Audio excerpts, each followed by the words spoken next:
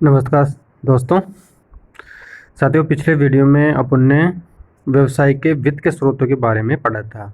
आज अपन नया chapter start करने जा रहे हैं, यानी व्यवसायिक नीति शास्त्र, बिजनेस एथिक्स। ये आपका अच्छा चैप्टर है, हालांकि ज़्यादा बड़ा नहीं है, फिर भी आपको इसको अच्छी तरह से देखना है।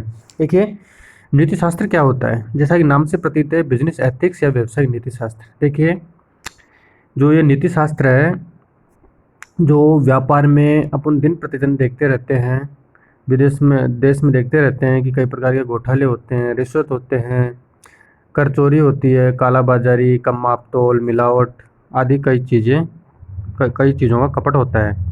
उन सब चीज़ों से निजात पाने के लिए या उन सभी चीज़ों से मुक्ति पाने के लिए एक तरीके से व्यवसाय में एक अच्छा नीति शास्त्र होना चाहिए, यानी विधियों और प्रक्रियाओं के माध्यम से एक तरीके से अच्छा नीति शास्त्र बनाना चाहिए, ताकि आम व्यक्ति को किसी प्रकार की समस्याओं का सामना नहीं करना पड़े। देखिए, अब अपन बात करें, ये नीति शास्त्र हो, ये कानून होता है साथियों, उसमें फ़र्क होता है। अपन मोटे मोटे देख लेते हैं। कानून तो देख के सरकार द्वारा बनाया जाता है, जिसमें न्यायालय के माध्यम से सजा या कारावास या दंड दिया जाता है। और जो ये नीति शास्त्र होता है, एथिक्स, इसमें किसी प्रकार से सरकार द्वारा कोई कानून नहीं बनाया जाता है। ये केवल आपसी समाज के आचारों विचारों के माध्यम से ही नीति शास्त्र का जन्म होता है, यानी जो समाज के नियम हैं, नीतियां हैं, उन्हीं नीतियों के हिसाब से चलना ही एक नीति शास्त्र माना जाता है। देखिए, नीतिशास्त्र नैतिक मूल्यों एवं प्रमापों के अध्ययन एवं प्रेक्षण की प्रक्रिया है, जिसमें मानव अथवा मानव समाज के लिए समुचित एवं स्वीकार्य योग्य आचरण के ऐसे प्रमापों एवं प्रतिमानों यानी नॉर्म्स को निर्धारित किया जाता है, जिनके आधार पर उनके आचरण, कार्यों तथा निर्णयों को अच्छा, सही तथा उचित अथवा बुरा, गलत तथा अनुचित ठहराया जा सके। तो कहने का तात्पर्य यह है कि जो व्यवसाय नीति शास्त्र है, जो समाज के द्वारा स्वीकार्य नियम या अंगीकार नियम या आचरण होता है, जिसमें उनके कार्यों का, निर्णयों को अच्छा, सही, उचित, गलत या बुरा माना जाता है या अनुचित ठहराया जाता है, वो ही व्यवसायिक नीति शास्त्र कहलाता है। अब इस नीति शास्त्र के अंतर्गत जो ये गलत ठहराई जा रहे हैं चीज़ें, गलत है, गलत कार्य हैं, बुरा आचरण है, गलत व्यवहार है, गलत निर्णय है, आदि सब चीज़ों को दूर करने के लिए, एक तरीके से अच्छे कार्य करने के लिए नीति शास्त्र अपनाना अति आवश्यक हो जाता है। अब आगे देखते हैं साथियों कि व्यवसायिक नीति शास्त्र की विशेषताएं तथा मान्यताएं क्या क्या होती हैं। देखिए, जो व्यवसायिक नीति शास्त्र होता है, व्यापार में जो एथिक्स बनाई जाती है, यानी अपन केवल बिजनेस की बात कर रहे हैं, बिजनेस के रिगार्डिंग बात कर रहे हैं, व्यवसाय की नीति शास्त्र की विशेषताएं तथा उसकी मान्यताएं, कंसेप्ट क्या क्या हैं, अपन को ये चीज़ें देखनी है। अब तो पहला तो देखते हैं अपन की, ये एक तरीके से ये व्यवसाय नीति शास्त्र है। व्यवसाय के दृष्टिकोण से देखें तो ये ज्ञान की विधा एवं आचरण का सिद्धांत है, यानी इसके अंतर्गत जो आचरण करने के सिद्धांत है, जो व्यवहार है, उनको किस तरीके से करना चाहिए, किस तरीके से नहीं करना चाहिए, समाज के प्रति क्या, व्यवसाय के क्या क्या दायित्व होते हैं, इन चीज़ों की ज्ञान की विधा एवं आचरण के सिद्धांत में रखा जाता है। अगला है कला एवं विज्ञान दोनों। देखिए साथियों, कला एवं विज्ञान किस तरीके से हैं। देखिए, विज्ञान के अंतर्गत अपन को पता है कि विज्ञान के अंतर्गत एक सार्वभौमिक सत्य परीक्षणों का उपयोग किया जाता है, जबकि कला में ऐसा नहीं किया जाता है। इसलिए ये दोनों ही एक तरीके से कला तथा विज्ञान दोनों का मिश्रण है। अब आगे बात करते हैं कि व्यवसायिक जगत से संबंधित नीति शास्त्र। देखिए, जो ये नीति शास्त्र होता है, वो एक तरीके से व्यवसायिक नीति शास्त्र एवं व्यवसायिक जगत में आचरण एवं व्यवहार से संबंधित नीति शास्त्र से सरोकार रखता है। और ये जो व्यवसायिक जगत में कार्य करते समय लोगों के आचरण तथा व्यवहार को मार्गदर्शन करने तथा नियमन करने का कार्य भी इस व्यवसाय नीति शास्त्र के अंतर्गत किया जाता है। अब आगे बात करते हैं साझा मूल्यों एवं प्रतिमानों पर आधारित। देखिए, जो व्यवसायिक नीति शास्त्र, ये सामाजिक तथा व्यवसायिक मूल्यों के प्रतिमानों के आधार पर विकसित किया जाता है। इसलिए इसके अंतर्गत समाज द्वारा जो निर्धारित आचरण या प्रमाप होते हैं, उनका मूल्यांकन करने का कार्य भी किया जाता है। अब आगे बात करते हैं गतिशील दर्शन। देखिए, ये जो व्यवसाय नीति शास्त्र और गतिशील दर्शन कैसे हैं साथियों, क्योंकि इसमें समाज के परिवर्तनशील जो नैतिक प्रमाप तथा आचरण के नियम होते हैं, उनका कंटिन्यूस या सतत रूप से परीक्षण करने का कार्य किया जाता है। इसलिए इसे गतिशील दर्शन भी कहा जाता है। व्यवसायिक नैतिकता से भिन्न होता है, सामाजिक नैतिकता से भिन्न। यानी इसके अंतर्गत साथियों क्या होता है कि समाज में जो प्रचलित नियम है या शिष्टाचार, व्यवहार या नैतिकता के मानदंड है, उनको व्यवसायिक नीति शास्त्र में नहीं माना जाता है, यानी उनको व्यवसायिक नीति शास्त्र के अंतर्गत शामिल नहीं किया जाता, इसलिए ये सामाजिक नैतिकता से भिन्न होता है। सार्वभौमिक दर्शन होता है। क्या होता है साथियों? सार्वभौमिक दर्शन है। देखिए, सार्वभौमिक दर्शन क्यों है? क्योंकि इसमें व्यवसायिक नीति शास्त्र से संबंधित प्रश्न उपस्थित होते हैं, इसलिए इसको सार्वभौमिक दर्शन कहा जाता है। अब आगे बात करते हैं साथियों, अगला इसका जो टॉपिक है, व्यवसायिक नीति शास्त्र व्यवसायिक संनियम से विस्तार। देखिए, तो व्यवसायिक नीति शास्त्र होता है जो व्यवसायिक संनियम, यानी जो नियम होते हैं, बिजनेस के लॉ होते हैं, उससे भिन्न होते हैं, क्योंकि नीति शास्त्र के अंतर्गत तो समाज द्वारा जो आचरण विकसित किए जाते हैं वे होते हैं, जबकि व्यवसायिक संनियम में कानून द्वारा, जो सरकार द्वारा कानून बनाया जाता है, उन कानूनों की पालना करना होता है, इसलिए ये इससे भिन्न भी होता है और विस्तृत भी होता है। सामाजिक दायित्वों से भिन्न होता है। देखिए, सामाजिक दायित्व मुख्यतः मूल रूप से व्यवसायिक संगठनों की नीतियां तथा क्रियाओं से संबंध रखते हैं। क्या रखते हैं? कि जो इनकी नीतियां होती हैं उन क्रियाओं से संबंधित होते हैं। और जबकि व्यवसायिक नीति शास्त्र होता है साथियों, वो व्यवसाय तथा मैनेजर्स के आचरण तथा उनके व्यवहारों से संबंध रखता है, इसलिए ये सामाजिक दायित्वों से भिन्न होते हैं। अब आगे बात करते हैं साथियों, व्यवसायिक नीति शास्त्र की आवश्यकता क्यों पड़ी। देखिए, व्यवसायिक नीति शास्त्र की आवश्यकता क्यों पड़ी, इसका क्या मोटो था, क्या उद्देश्य था कि इसको व्यवसायिक नीति शास्त्र को अपनाया जाना व्यवसाय में अति आवश्यक कार्य होगा। देखिए, पहले बात करते हैं सार्वजनिक प्रकटीकरण, यानी जो व्यवसाय के अंतर्गत साथियों जो भी चीज़ें होती है, जो भी कार्य प्रक्रिया होती है, उनको एक तरीके से सार्वजनिक रूप से प्रकट करना चाहिए, ताकि अपन को उस चीज़ों का पता चल जाए कि यहाँ पे कानूनी प्रावधानों का पालन हो रहा है या नहीं हो रहा है, जिससे कि संस्था में बेईमानी के अवसर काफ़ी दूर हो जाते हैं। नैतिक चेतना, अब नैतिक रूप से जो कार्य किए जा रहे हैं उनका पता लगाया जा सके। उपभोक्तावाद का जन्म देखिए, भारत में उपभोक्ताओं की सुरक्षा करने के लिए कई प्रकार के कानून अपने देश में प्रचलित है, जैसे उपभोक्ता संरक्षण अधिनियम बनाया गया है 86 में, उसका 2019 में संशोधन किया गया। तो उन सभी चीज़ों की पालना करने के लिए व्यवसायिक एथिक्स अति आवश्यक हो जाता है। क्रेता बाजार का विकास, यानी भारत में क्रेता बाजार का विकास बहुत, मतलब इसका क्षेत्र बहुत बड़ा है। क्रेता बाजार क्रेताओं की आवश्यकताओं की पूर्ति करने के लिए व्यवसायिक संस्थाओं द्वारा कई प्रकार के प्रयास किए जाते हैं, उनकी आवश्यकताओं दूर करना उनका मुख्य उद्देश्य होता है, इसलिए व्यवसायिक नैतिकता इनके लिए अति आवश्यक हो जाती है। राजकीय कानूनों का पालन करना, राजकीय नीतियों को पालन करना, व्यवसायिक शिक्षा तथा पेशाकरण के लिए भी व्यवसायिक नैतिकता अति आवश्यक हो जाती है। संचार माध्यमों की सक्रिय भूमिका, आजकल टेक्नोलॉजी का ज़माना है, इसलिए टेक्नोलॉजी को सही तरीके से संचालित करने के लिए या संचार माध्यमों का सही तरीके से भूमिका अपनाने के लिए एक तरीके से व्यवसायिक नैतिकता अति आवश्यक हो जाती है। जन जागृति की आवश्यकताओं को पूरी करने के लिए या लोगों को जागृत करने के लिए भी व्यवसायिक नैतिकता अति आवश्यक होती है। व्यवसायिक संघों के प्रयास, उच्च प्रबंधकों का दबाव, यानी उच्च प्रबंधकों के दबाव को भी दूर करने के लिए व्यवसायिक नैतिकता अति आवश्यक हो जाती है। आगे बात करते हैं, ये तो था व्यवसायिक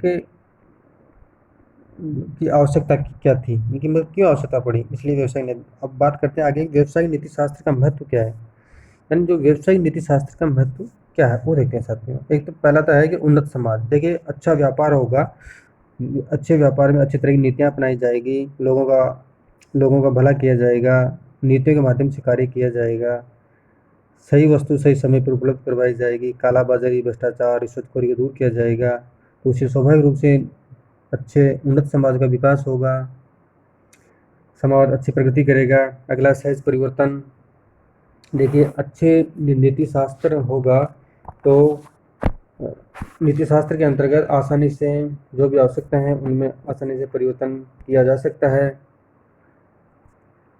ठीक है, अगला है अधिक उत्साह, समूह भावना, उत्पादकता, यानी व्यवसाय नैतिकता के अंतर्गत जो संस्थाएं होती है उनमें ये नीति शास्त्र का आचरण किया जाता है साथियों। उनमें जो मैनेजर्स होते हैं, वर्कर या कर्मचारी होते हैं, उनमें उत्साह बढ़ता है, उनमें आपसी विश्वास बढ़ता है, जिससे कार्य कुशलता, उत्पादकता में वृद्धि होती है, अगर अच्छा व्यवसायिक नीति शास्त्र होगा तो। अगला है कानून के पालन को प्रोत्साहन होगा, यानी अच्छा नीतिशास्त्र होगा तो कानून के पालन को प्रोत्साहित करने के लिए प्रयास किया जाएगा, संस्था का बेहतर प्रबंध किया जा सकेगा, व्यवसाय तथा व्यवसाय की ख्याति में वृद्धि होगी। यानी अच्छा नीतिशास्त्र अपनाएंगे तो स्वाभाविक है कि व्यवसाय की गुडविल बढ़ेगी और व्यवसाय की गुडविल में भी वृद्धि होगी। अंतरात्मा की संतुष्टि मिलेगी, आपसी विश्वास में वृद्धि होगी। अगर अच्छा नीतिशास्त्र है, अच्छे नियमों से अच्छे तरीके से कार्य किए जा रहे हैं व्यापार में, तो उसमें आपसी विश्वास में वृद्धि होगी, आपसी सुरक्षा बढ़ेगी, प्रबंध के पेशेकरण में सहायक होगा, चिंताओं से मुक्ति होगी, अनावश्यक चिंता तनाव से मुक्ति मिलेगी। क्योंकि व्यापार अगर अच्छी तरह से कार्य करेगा, नीतियों के हिसाब से कार्य करेगा, तो स्वाभाविक है कि व्यापार की गुडविल में किसी प्रकार का नेगेटिव प्रभाव नहीं होगा, उसे सकारात्मक ऊर्जा मिलेगी, जिससे दिन प्रतिदिन ग्राहकों में वृद्धि होगी, जिससे उसे अनावश्यक रूप से चिंताओं से मुक्ति मिल जाएगी। स्थायी अस्तित्व है, यानी जो व्यापार अपने नीतियों के माध्यम से या व्यावसायिक नीतिशास्त्र के माध्यम से कार्य कर रहा है, अच्छी नीतियां बना रहा है, अच्छी नीतियों का पालन कर रहा है, तो उस व्यापार का अस्तित्व बाजार में स्थायी रूप से बना रहेगा। वर्तमान परिस्थितियों में अनिवार्यता, जो वर्तमान परिस्थितियां हैं, आज का ज़माना पहले के ज़माने से काफ़ी चेंज हो गया है, तो वर्तमान परिस्थितियों को देखते हुए नीतिशास्त्र अनिवार्य हो जाता है। अब साथियों आगे बात करते हैं कि व्यवसाय में नीति शास्त्रीय आचरण को बढ़ने के कारण, यानी जो व्यवसाय में अपन पढ़ रहे हैं व्यवसाय में नीति शास्त्र के बारे में, और यहाँ पे बात कर रहे हैं कि जिस व्यवसाय में नीति शास्त्र की प्रणाली नहीं अपनाई जाती है, उस क्या कारण होते हैं, या व्यवसाय में अनीति शास्त्रीय आचरण के बढ़ने के क्या कारण होते हैं। यानी जो ये इलीगल रूप से कार्य होते हैं, यानी नीति शास्त्र का पालन नहीं करने के क्या कारण होते हैं। देखिए, पहला तो है बढ़ती हुई प्रतिस्पर्धा। देखिए, बाजार में अनेक फर्में कंपनियां कार्य कर रही है, तो उनमें क्या कंपटीशन होता है कि मेरी वस्तु अधिक मूल्य पे बड़े बेची जाए, मुझे मेरे व्यापार की ख्याति में अधिक वृद्धि हो, अधिक ग्राहक मेरी तरफ आकर्षित हो। तो इन चीज़ों का अनुचित रूप से कार्य करने से नीति शास्त्रीय आचरण को जन्म मिलता है, क्योंकि नीतियों का पालन नहीं हो पाता है समाज के अंतर्गत।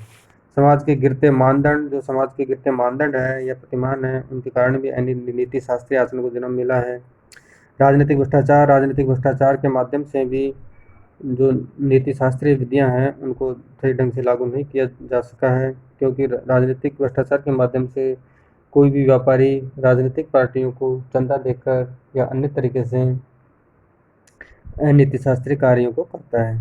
अनैतिक कार्यों की जानकारी, आर्थिक लालच के माध्यम से भी ये चीज़ें होती है। स्वार्थ की भावना में वृद्धि होती है, जिससे कि प्रत्येक व्यक्ति की स्थिति में ये होती है कि वो अपने स्वार्थ के लिए कुछ भी कर सकता है, तो स्वार्थ के लिए वो नीतियों को भूल जाता है, नियमों को भूल जाता है, उनके विपरीत कार्य करता है, जिससे अनीति शास्त्रीय आचरण को बढ़ावा मिलता है। व्यक्तिगत चरित्र एवं भरोसे में हास, अगर किसी व्यक्ति का व्यक्तिगत चरित्र खराब है, उसकी ख्याति सही नहीं है, तो स्वाभाविक है कि उस संस्था में या व्यापार में अनीति शास्त्रीय आचरण को बढ़ावा मिलेगा। लाभ अर्जित करने का दबाव, कई संस्थाओं में मैक्सिमम लाभ अर्जित करने का प्रेशर होता है, इससे वो अपनी नीतियाँ नियमों को भूल जाती है, नीतियों के विरुद्ध कार्य करती है, समाज के विरुद्ध जाके कार्य करती है, जिससे अनीति शास्त्रीय आचरण को जन्म मिलता है। अब साथियों ये तो चीज़ें पढ़ ली कि नीति शास्त्र क्या होता है, इसका महत्व क्या है, क्या उद्देश्य है, क्या लाभ है, ये चीज़ें अपन पढ़ ली। अब बात करेंगे जो नीति शास्त्र के सिद्धांत है, वो सिद्धांत कौन कौन से होते हैं। ये क्वेश्चन आने के चांसेस है, इंपॉर्टेंट मान के चलो इसको, कि नीति शास्त्र के सिद्धांत कौन कौन से हैं। अब बात करते हैं इनकी प्रिंसिपल्स की, यानी प्रिंसिपल ऑफ एथिक्स की बात करते हैं। देखिए, पहला तो इसका सिद्धांत है स्वर्णिम नियम का सिद्धांत, उपयुक्तवादी प्रसन्नता का सिद्धांत। आगे अपने के सिद्धांत को पढ़ते जाएंगे। अब बात करते हैं साथियों की जो स्वर्णिम नियम का सिद्धांत है, जिसको गोल्डन रूल प्रिंसिपल भी कहा जाता है। अब ये क्या कहता है, देखो, यह सिद्धांत यह बताता है कि हमें दूसरों के साथ वैसा ही आचरण करना चाहिए जैसा कि हम दूसरे से अपने साथ चाहते हैं। तो साथियों, कहने का तात्पर्य है, जो ये गोल्डन नियम है, ये कहता है कि अपन को दूसरे व्यक्ति के साथ ऐसा ही व्यवहार करना चाहिए जैसा कि अपन अपने साथ चाहते हैं। जैसे मान के चलो, किसी को अपने एक तरीके से सम्मानजनक तरीके से बात करते हैं अपन किसी से, तो स्वाभाविक है कि अगला व्यक्ति भी अपने से सम्मानजनक तरीके से व्यवहार करेगा। अगला सिद्धांत है उपयोगितावादी अथवा प्रसन्नता का सिद्धांत। देखिए, यह सिद्धांत क्या कहता है साथियों, वही निर्णय या कार्यनीति शास्त्रीय दृष्टिकोण से उचित एवं स्वीकार्य है जो सर्वाधिक संख्या में लोगों के लिए सर्वाधिक हितकारी या आनंददायी है। तो इसमें कहने का तात्पर्य है कि उपयोगितावादी या प्रसन्नता का सिद्धांत यह कहता है कि जो निर्णय या नीतियाँ सर्व समाज में प्रचलित है और जो नीतियाँ सबसे अधिक लोगों की भलाई के लिए या सर्वाधिक हितकारी होती है तथा आनंददायी होती है, वो एक तरीके से उपयोगितावादी या प्रसन्नता के सिद्धांत में शामिल होती है। अगला है साधन एवं साध्य की पवित्रता का सिद्धांत। देखिए, साधन एवं साध्य की पवित्रता का सिद्धांत ये कहता है कि कोई भी व्यक्ति अपने उत्तम लक्ष्यों की पूर्ति के लिए अनीति शास्त्रीय तरीके अपनाए जाने पर परिणामों को नीति शास्त्रीय नहीं कहा जा सकता है। तो कहने का तात्पर्य यह है कि उसे अपने लक्ष्यों की प्राप्ति करने के लिए उसे उचित साधन तथा उचित लक्ष्यों को प्राप्त करने के लिए कार्य करना चाहिए, यानी अनीति शास्त्रीय प्रणाली नहीं अपनानी चाहिए, यानी नीति शास्त्रीय साधनों के माध्यम से ही उचित लक्ष्य प्राप्त करने चाहिए। अगला है न्याय का सिद्धांत। अब साथियों देखो, जो ये न्याय का सिद्धांत है, ये कहता है कि जो सभी लोग एवं लोगों के समूह में पारितोषिक एवं लागतों का वितरण करने में सभी लोगों के साथ समानता बरतनी चाहिए, यानी जो समाज में सभी लोग हैं उनमें समान प्रकार की भावनाएं विकसित करनी चाहिए।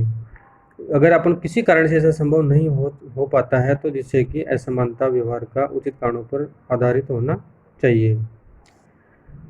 अब अगला बात करते हैं कि नैतिक अधिकार का सिद्धांत। अब नैतिक अधिकार सिद्धांत क्या कहता है साथियों, कि इस सिद्धांत के दृष्टिकोण से देखा जाए तो इसमें निर्णय या कार्य वही है जो उस कार्य निर्णय से प्रभावित होने वाले लोगों के अधिकारों को सर्वश्रेष्ठ ढंग से संरक्षण प्रदान करता है, यानी नियमों के हिसाब से संरक्षण प्रदान करना चाहिए। अगला है परिचायकता या प्रन्यासिकता का सिद्धांत या ट्रस्टीशिप का सिद्धांत, जिसमें अपन ने पहले पढ़ा था कि महात्मा गांधी का जो प्रन्यासिकता का सिद्धांत है उसके हिसाब से कार्य करना चाहिए। विवेक या सावधानी का सिद्धांत, कोई भी कार्य प्रत्येक व्यक्ति को अपने व्यवसाय का प्रबंध एवं संचालन ठीक उसी तरीके से करना चाहिए जिस प्रकार से साधारण बुद्धि या विवेक का व्यक्ति सामान्यतः उन्हीं परिस्थितियों में अपने व्यवसाय प्रबंधन या संचालन करेगा। यानी कहने का तात्पर्य यह है कि विवेक या सावधानी सिद्धांत में कि जो सामान्य व्यक्ति होता है, अगर उसका व्यापार, अगर वो उसका पर्सनल कार्य करता है या उसका निजी कार्य करता है जिसमें वो उतनी सावधानी एवं तत्परता बरतता है जितनी उसे अपने व्यवसाय में भी बरतनी चाहिए। अगला है अंतरात्मा का सिद्धांत। देखिए, अंतरात्मा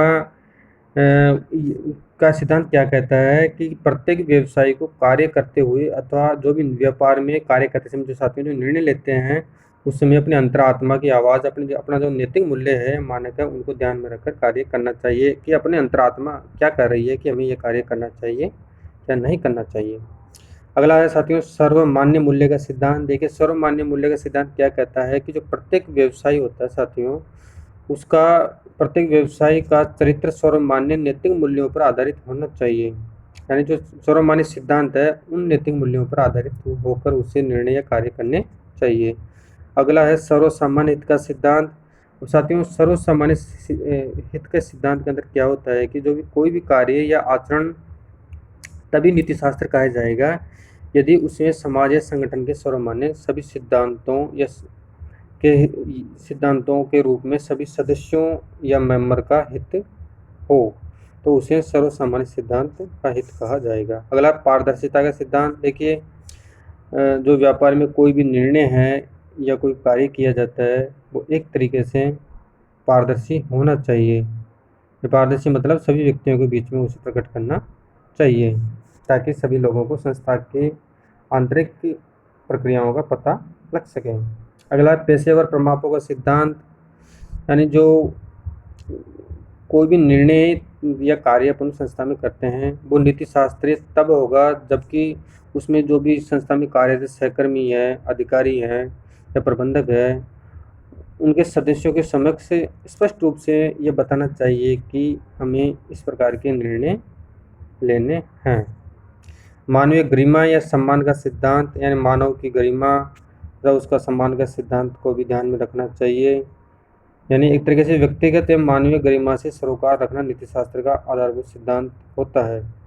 अगला है अनुकरणीय आचरण का सिद्धांत। देखिए, अनुकरणीय आचरण का सिद्धांत क्या कहता है कि कि उच्च किस्म के नीतिशास्त्र आचरण स्थापित करने के लिए प्रत्येक प्रबंधक तथा अधिकारी को अपने अधीनस्थों के समक्ष स्वयं आचरण करके दिखाना चाहिए कि